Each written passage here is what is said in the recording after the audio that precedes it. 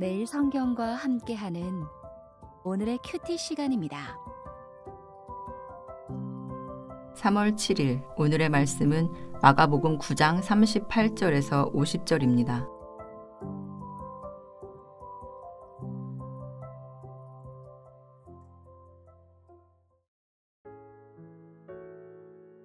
요한이 예수께 여짜오되 선생님, 우리를 따르지 않는 어떤 자가 주의 이름으로 귀신을 내쫓는 것을 우리가 보고 우리를 따르지 아니함으로 금하였나이다. 예수께서 이르시되 금하지 말라. 내 이름을 의탁하여 능한 일을 행하고 즉시로 나를 비방할 자가 없느니라. 우리를 반대하지 않는 자는 우리를 위하는 자니라.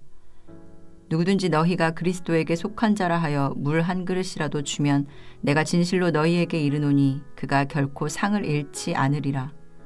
또 누구든지 나를 믿는 이 작은 자들 중 하나라도 실족하게 하면 차라리 연자맷돌이 그 목에 매어 바다에 던져지는 것이 나으리라. 만일 내 손이 너를 범죄하게 하거든 찍어버리라. 장애인으로 영생에 들어가는 것이 두 손을 가지고 지옥 곧 꺼지지 않는 불에 들어가는 것보다 나으니라. 만일 내 발이 너를 범죄하게 하거든 찍어버리라. 다리 저는 자로 영생에 들어가는 것이 두 발을 가지고 지옥에 던져지는 것보다 나으니라. 만일 내 눈이 너를 범죄하게 하거든 빼버리라. 한 눈으로 하나님의 나라에 들어가는 것이 두 눈을 가지고 지옥에 던져지는 것보다 나으니라.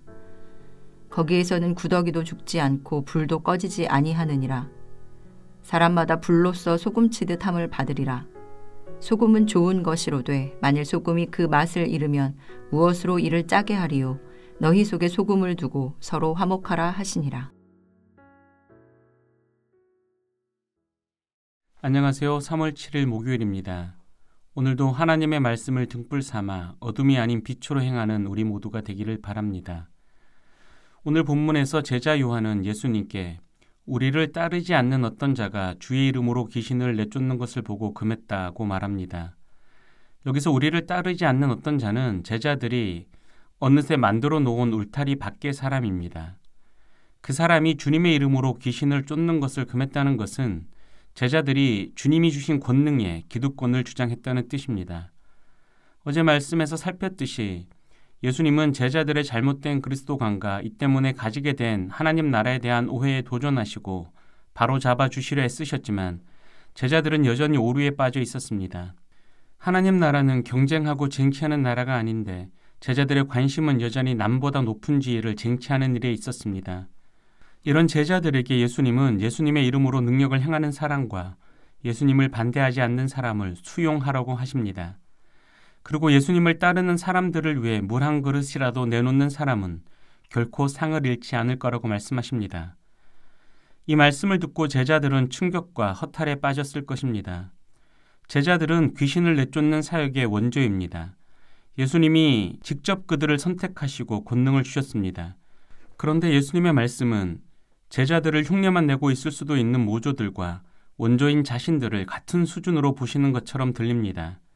또한 제자들은 그 어느 누구와 비교할 수 없는 예수님의 적극적 지지자인데 예수님의 말씀은 이런 제자들을 예수님을 반대하지 않는 자와 겨우 물 한 잔 내놓은 자, 다시 말해서 소극적 지지자 축에도 들지 못하는 사람들과 동일하게 평가하시는 것처럼 들립니다.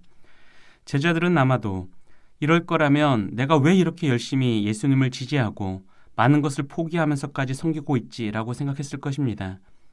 하지만 예수님은 이런 충격요법을 통해서 제자들을 도전하시고 그들의 관심을 바꿔놓으시길 바라셨습니다.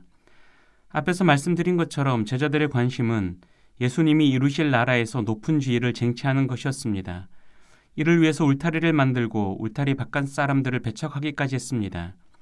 그러나 예수님의 나라는 경쟁에서 높은 지위를 쟁취하는 나라가 아니라 포용하는 나라입니다. 나와 다른 사람을 포용하고 나보다 열심히 얻고 나보다 못한 사람을 인정하고 상을 나누는 나라입니다.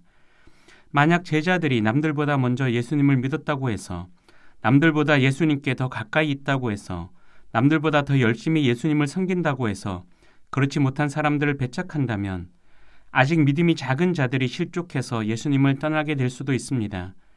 예수님은 혹여 그런 일이 일어난다면 제자들에게 책임을 묻겠다고 하십니다. 심지어 손이 그런 일을 하려 하면 잘라버리고 발이 그러면 찍어버리고 눈이 그러면 뽑아버리라고 말씀하십니다. 멀쩡한 신체를 가지고 지옥에 가는 것보다 장애를 가지고 영생에 들어가는 것이 더 낫다는 말씀까지 더하십니다. 물론 굉장히 과장된 말씀입니다.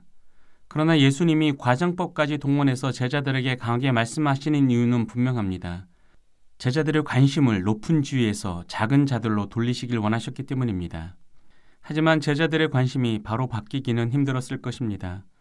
10장 35절을 보면 제자들은 여전히 예수님의 나라에서 얻게 될 높은 지위를 기대하고 있습니다. 사실 제자들은 예수님이 죽으시기 직전까지도 자신들의 기대를 버리지 못할 것입니다. 예수님이 죽으신 후에는 그 기대가 깨졌다는 상실감으로 절망할 것입니다. 심지어 부활하신 예수님을 만난 후에도 혼돈 속에서 자신의 옛 직업으로 돌아갈 것입니다. 그러나 예수님은 이런 제자들을 포기하지 않으십니다. 49절을 보면 예수님은 사람마다 불로써 소금 치듯함을 받으리라 라고 말씀하십니다. 여기서 불은 48절의 지옥불과는 다른 사람을 정화시키는 불을 의미합니다.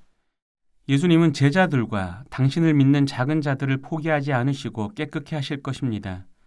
그리고 깨끗게 된 그들은 세상에서 소금과 같은 역할을 하게 될 것입니다. UBS 마가복음의 저자 레리 허타도 교수는 여기서 말하는 소금이 시험과 실험을 통과해 더 깊어지는 헌신을 의미한다고 말합니다. 즉 예수님이 끝까지 포기하지 않으시고 깨끗게 하신 제자들이 더는 자기 이익을 구하지 않고 예수님께 그리고 이웃에게 헌신한다면 쟁취를 위한 경쟁은 사라지고 서로가 서로를 섬기는 화목이 조성되어 세상을 밝힐 것이라는 뜻입니다. 저와 여러분은 어떤 하나님 나라를 살아가고 있습니까? 혹시 오늘 본문의 제자들처럼 여전히 높아지기를 꿈꾸며 경쟁하고 배척하는 나라를 살고 있지는 않습니까? 예수님께서 바라시고 꿈꾸시는 하나님 나라는 작은 자들에게 관심을 가지고 그들이 실족하지 않도록 돌보는 나라이며 서로에게 헌신하여 화목을 일구는 나라입니다. 이 사실을 마음에 담고 이런 하나님 나라를 꿈꾸고 살아내는 저와 여러분이 되기를 기도합니다. 기도하겠습니다. 하나님, 우리가 꿈꾸고 살아가는 하나님 나라가 우리의 기대가 만들어낸 나라가 아니라 예수님께서 보이셨고 이루신 나라이게 하옵소서. 그래서 우리의 삶이 경전되신 성김의 열매를, 불화되신 화목의 열매를 맺게 하옵소서. 예수님의 이름으로 기도합니다. 아멘.